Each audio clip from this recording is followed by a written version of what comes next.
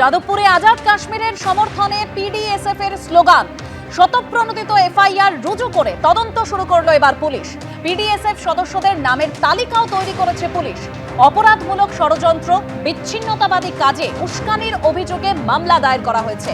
আজাদ কাশ্মীরের সমর্থনে লেখা স্লোগানের ছবি তুলে সিজ করলো পুলিশ।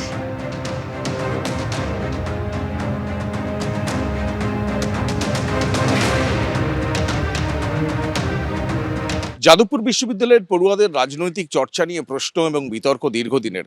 সেই বিতর্ক আবার নতুন করে দানা বাঁধল একটা দেয়াল লিখনকে ঘিরে। আমরা আছি প্রযুক্তি ভবনে, ৩ নম্বর গেটের ভেতরেই ক্যাম্পাসের মধ্যে প্রযুক্তি ভবন। সেই প্রযুক্তি ভবনেই এই দেয়াল লিখন নিয়ে নতুন করে বিতর্ক তৈরি হয়েছে, যেখানে দেখা যাচ্ছে আজাদ কাশ্মীর এই লেখা, তার উপরে লেখা আজাদি, তারপর ফ্রি প্যালেস্তাইন, লাদাখ, মণিপুর, হাসদেও, জসিমঠ, এমনকি দেউচাপাচামির কথা বলা হয়েছে।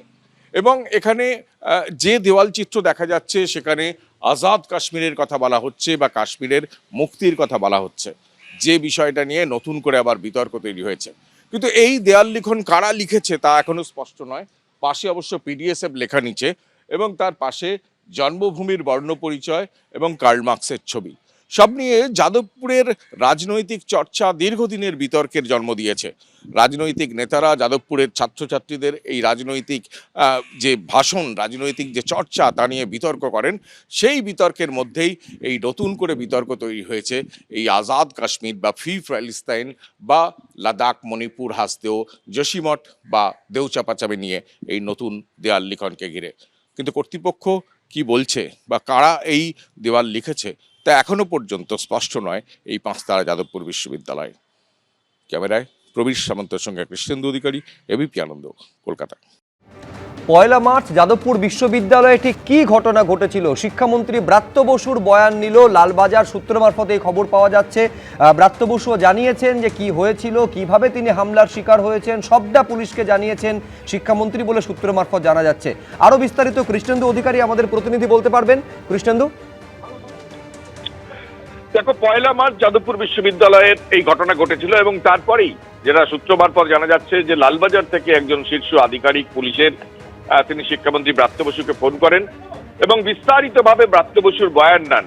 কারণ যে ঘটনা ঘটেছে সেই ঘটনার প্রত্যক্ষদর্শী ব্রাত্য বসু, তার সামনেই গোটা ঘটনা ঘটেছে এবং কি করে তার গাড়িতে হামলা হলো, কার গাড়ির কাঁচ ভাঙলো, কিভাবে তার গাড়ির ধাক্কায় একজন ছাত্র ইনজিওর্ড হলেন, গোটা বিষয়টা নিয়ে ব্রাত্য বসুর কাছে সবিস্তারে তথ্য জানতে চান, এমনটাই লালবাজার সূত্রে খবর। এবং পাশাপাশি এটাও জানা যাচ্ছে যে ব্রাত্য বসু সেদিনকার ঘটনা বিস্তারিতভাবে পুলিশকে জানিয়েছেন। এবং তুমি জানো যে তারপর ইন্দ্রানুজ রায়, যিনি জখম হয়েছেন ওই ঘটনায়, সেই ছাত্রের অভিযোগের ভিত্তিতে এবং মামলার ভিত্তিতে হাইকোর্টের নির্দেশে ব্রাত্য বসুর বিরুদ্ধে এফআইআর দায়ের করেছে যাদবপুর থানার পুলিশ। এবং সেক্ষেত্রে ব্রাত্য বসুর এই বয়ান নিয়ে পরবর্তী ক্ষেত্রে পুলিশের কি করণীয় হবে সেটা এখন দেখার। কিন্তু ইতিমধ্যেই ব্রাত্য বসুর যে চালক, তাকে যেমন জিজ্ঞাসাবাদ করা হয়েছে, তার যে সিকিউরিটি, সেদিন যারা দায়িত্বে ছিলেন নিরাপত্তার, তাদের সঙ্গে কথা বলা হয়েছে ফোনে। এরপর একদম স্বয়ং ব্রাত্য বসু, যার নাম এফআইআরে আছে, হাইকোর্টের নির্দেশে পুলিশ এফআইআরে দিতে বাধ্য হয়েছে, সেই ব্রাত্য বসুর বয়ান পুলিশের তরফ থেকে সংগ্রহ করা হয়েছে, এমনটাই সূত্র মারফত জানা যাচ্ছে। বেশ, ধন্যবাদ।